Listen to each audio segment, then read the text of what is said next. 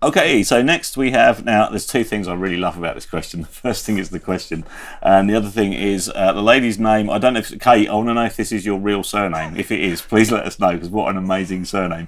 Kate Webertron. It makes you sound like you're an internet conqueror. Webertron. That's such a cool name. So if it is your real name, I apologise, but if it isn't, it's brilliant. Anyway, what's the question? I digress slightly. I apologise for that. Did she make up the Smash advert? Yeah, but That was that. So the question is, did you ever think any of Kate's song ideas were crazy? We know that they're all great now, but some may have been a bit scary at the time, conceptually. So did you ever sort of listen to one of her ideas and think, just bonkers? well, a bit, yeah, some of them were so heavy, weren't they? I mean, it was like Deep. Deep like words, breathing. Yeah. scary. I mean, at the time, because there was all this nuclear stuff going on as well. Yeah. So to be in the studio with these underneath these headphones in Abbey Road playing this breathing thing, Yeah, during the Cold War. expecting something to drop on the studio any minute. You never know, do you? Yeah. It's terrible. It's quite scary, really. Yeah. Yeah, I thought some of them were. But I suppose it depends how you get involved in them, really, because you're kind of living inside these songs, aren't you? When you're recording them. I think so. When you're recording them, you're kind of living the part, really, in a way. Yeah, it's almost like acting in a way. Yeah. You sort of become that. I don't know how actors do it. God. No, I don't. No, it's incredible. So yeah, I suppose they are. Some of them are scary, but some of them are just funny as well. You could, even the scary ones were hilarious at times. Yeah. I mean, look how much fun we have when we're rehearsing and stuff and doing some of the gigs in the KT. It's great. It's just terrific fun. Yeah. Like rolling the ball. Yeah. With that motion. who would do that? Yeah. She did. Yeah. Them heavy people rolling the ball. What does it mean? Yeah, it could be. It could be interpreted in lots of different ways. Yes. Yeah. Yeah. Yeah, it's like the what was it? The suspended in Gaffer, that video with the pendulum. I mean, where'd that come from? Massive pendulum. Yeah. It's great. Just Hammer great horror. visually. Pit and the Pendulum featured a gigantic pendulum. Yeah. And the big sky, with big the sky. planes going over. And Rubber Band Girl. Something else, wasn't it? Not involved in it, but No, very but strange. it's amazing to watch. They're isn't it? individual songs. Great. And the one where she's walking backwards, what's that one? When she's dancing backwards through the forest, that's just fantastic, isn't it? Oh yeah. Yeah. That's just brilliant. Yeah. Central World, that's Central it, Central World, World. yeah. That's just an unbelievable image, isn't it? It's brilliant. Beautiful. So yes, Kate, thanks for your question. There were some crazy ideas, but they were all brilliant. And of course, we mustn't forget that she was the first ever solo female artist to have a #1 with a self-penned song. No one had ever. No, that's before, right. Which is an incredible Brilliant. achievement. Right, so we've got a question from Pekka Hiltunen. Apologies if I've pronounced your name wrongly again. And there's quite a lot of questions actually here, so let's take them one by one. Brian played well indeed on these songs. Thanks. Wow, Babushka, Blow Away, All We Ever Look For, The Wedding List, Violin, Army Dreamers, Breathing, Pull Out the Pin, Hello at the List. There's a long list of songs. All We Ever Look For is one of my old faves, says Pekka. Do you know where Kate got the Krishna chanting bit for the song? Was it off another album or recording? Oh, I should know this, shouldn't I? Really? It's a starter for 10. I can't even. I don't even remember playing on countdown it. blocks in the I background. don't remember playing on it. I don't remember No. playing on it. I must have. Yeah. If you remember the 70s, you weren't there. Well, there was always the Krishna groups. They were all over London then, weren't they? You still see Yeah, them with their so, orange robes on. Yeah. I can't remember whether she dragged some in or just went did down it. the street. You know? Oi, Yeah, you know. oi, come here, Well, because George supported all that, didn't he? George Harrison, he was Yeah. a big, Might have got something wasn't from Lindsay Kemp Dance Studio, pretty harmless. Covent Garden. Yep, that's true. So I can't really answer that one. Sorry about that. That's all right. Pekka also asks, Pull Out the Pin is just stunning. What do you remember of the recording of that song? Well, that was another scary one, wasn't it? It was like the Vietnam. Yeah, the Thing, Vietnam wasn't it? War. Well, I don't know. I just remember trying to come up with a guitar part. I think my idea was to try and. I think it was my idea was to try and make it sound like a helicopter. Right.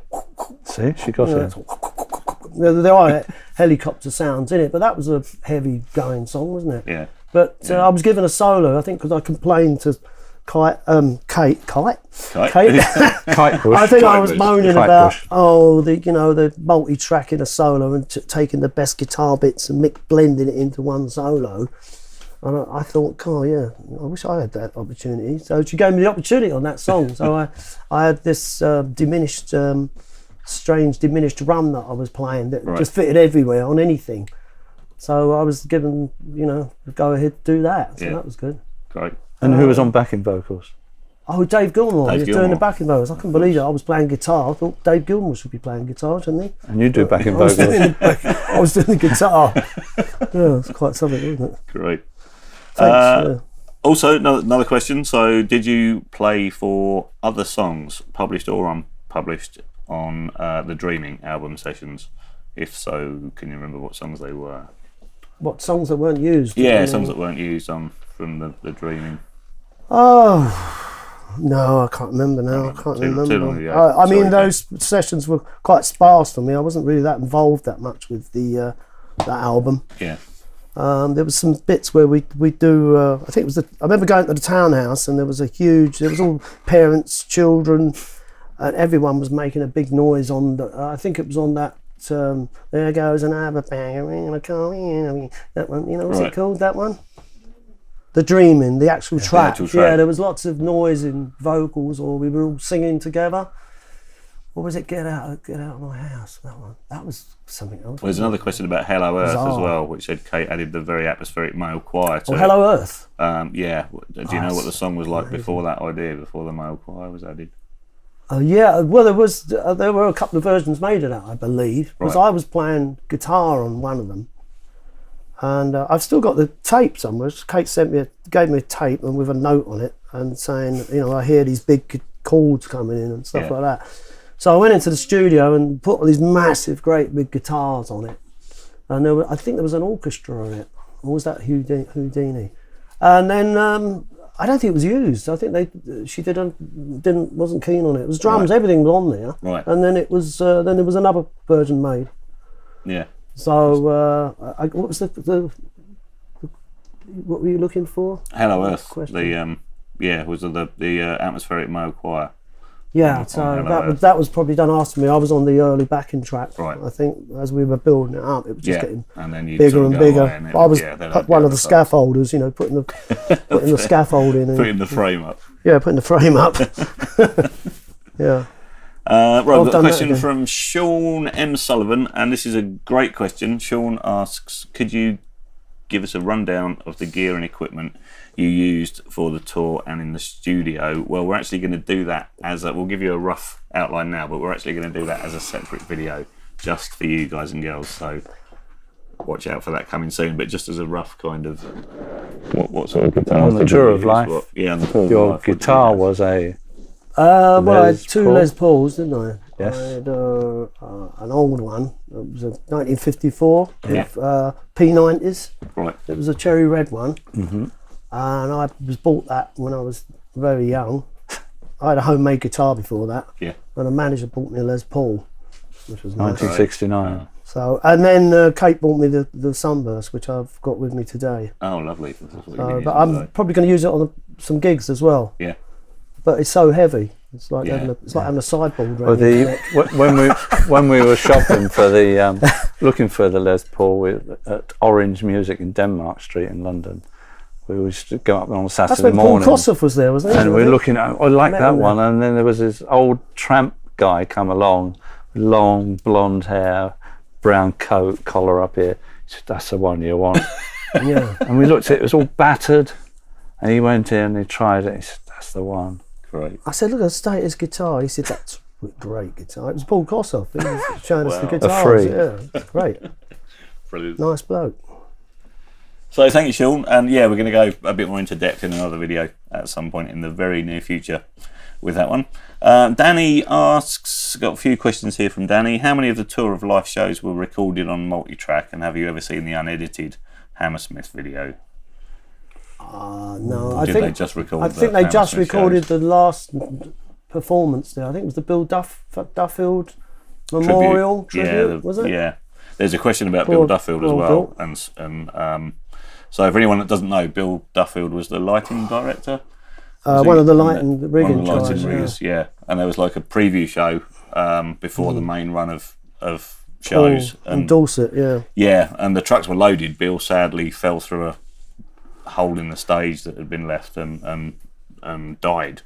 So really tragic. Terrible. On the very first gig. He was only young, he was about 21 or Yeah, something. 21 I think. Yeah, it's just, really tragic accident. And that must have affected all of you on the tour.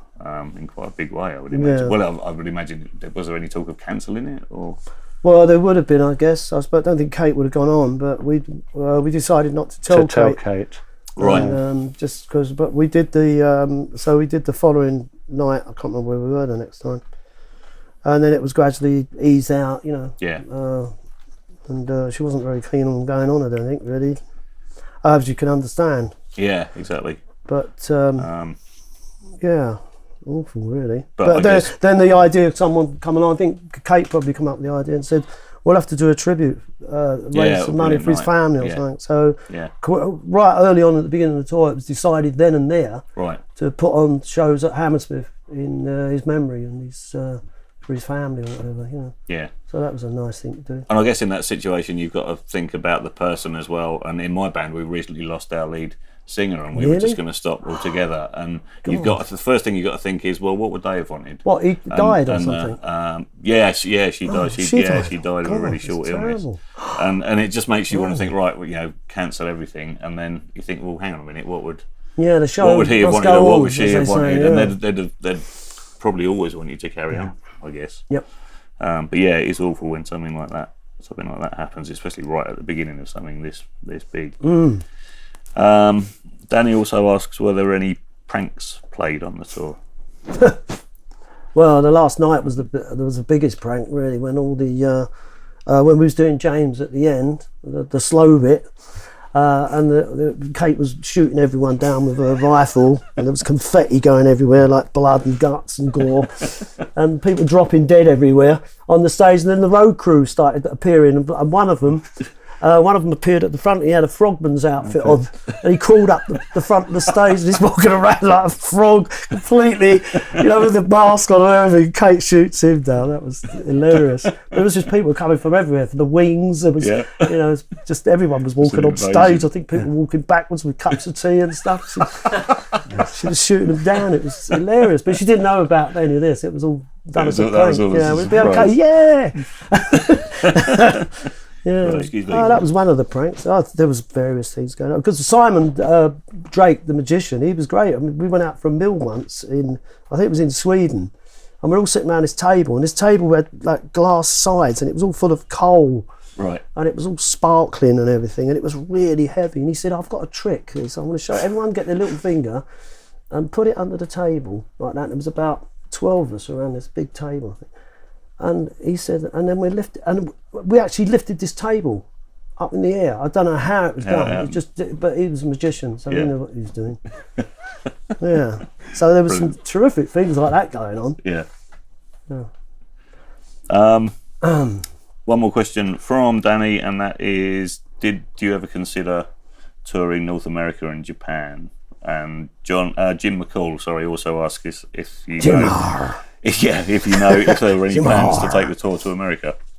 Well, I was hoping so. Yeah, I wanted to go to America. I think it's just the logistics of it all. It's just impossible. Well, Kate landed up in Japan doing her. She did promotional, shows, yes, and Australia. Promotional on the first album, yeah.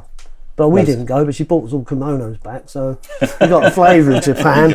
You got a present. You got a small dragon. We all put them on and went to a David Bowie concert. I remember. It was cool. Yeah, we'll sit there with kimonos on. I think. Yeah. Brilliant. Yeah. And a dragon. Maybe did you say dragon? Dragon. Kimono. Yeah. Kimono dragon. Kimono dragon. Kimono owner to my place. Yo kimono. Brilliant. Love it. Question from John Truman. Can you ask Brian what it was like to play alongside the late, great Alan Murphy, who I had the privilege to meet on a number of occasions when he was playing for Kate and with his session band SFX? Yeah. He's sadly missed, isn't he? Al? He's terrible, that business, wasn't it? Yeah, it was great. Yeah, I was just thinking a little earlier. I remember him giving me a plectrum once. Yeah. He had this plectrum. He used to make plectrums, and it was like perspex. It was about that thick. And his theory was that when you held it to the strings, you got to that string quicker because it was wider and it would get to the other one quicker.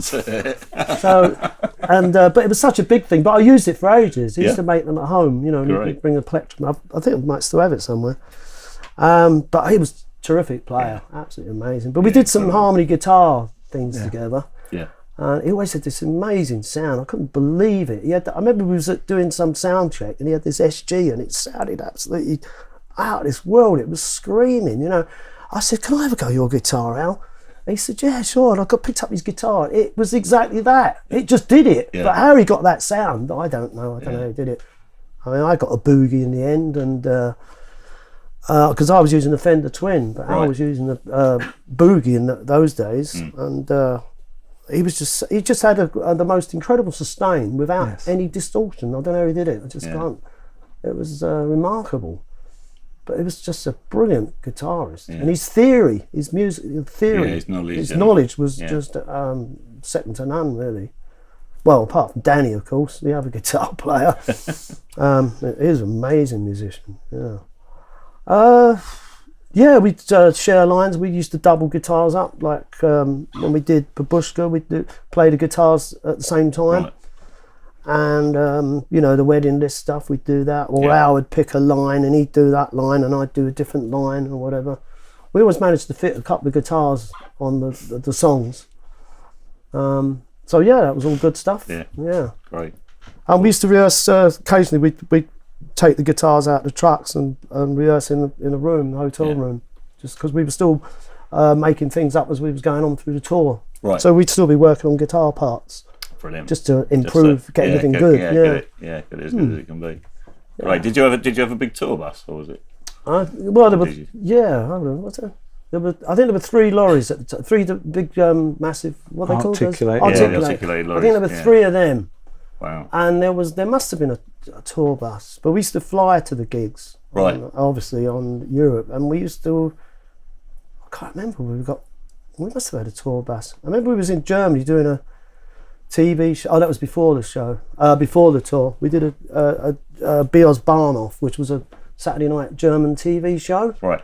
And we got on a tour bus after that because we hung out with Udo Lindenberg. His name was. Yeah. He was the biggest thing in Germany at the time, I believe. So we shared a bus with them. But I think we used to get the Palladium. I think the last night the Palladium shows, there was a car for each of us, I think. Wow. So we went out the back and we got in these limos and we just got driven off. Went off in style. It was great, yeah. Brilliant. Great. Flying out the back of the Palladium. Yeah. Must have been done for some reason. Publicity thing or something, yeah. Yeah, maybe. I was on the pavement waving. Hello, Brian. Hello, remember Brian, me? Remember me? Brian's like, nah. No. Champagne.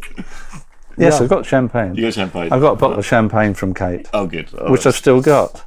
Yep, well, opened? Unopened. Unopened, really? Yep. Is it still drinkable? I wouldn't know. I haven't opened it. That is champagne, not shampoo.